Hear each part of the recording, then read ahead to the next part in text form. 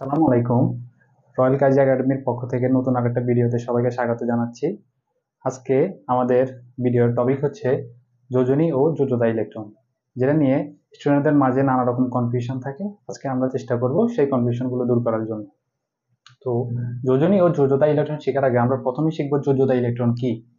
যোজ্যতা electron হচ্ছে আহ, আমরা বুঝবো যোজ্যতা ইলেকট্রন হচ্ছে কোনো মৌলের ইলেকট্রন বিন্যাস করার পরে তার সর্বশেষ শক্তি স্তরে যতগুলো ইলেকট্রন থাকে।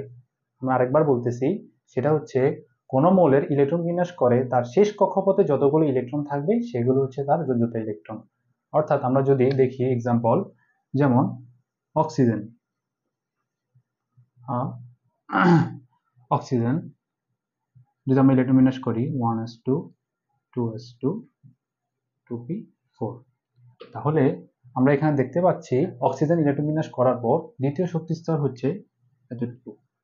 সেখানে ইলেকট্রন আছে কয়টা? 4 2 6টা। তাহলে আমরা বলতে পারি অক্সিজেনের 6 হচ্ছে তার যোজ্যতা ইলেকট্রন।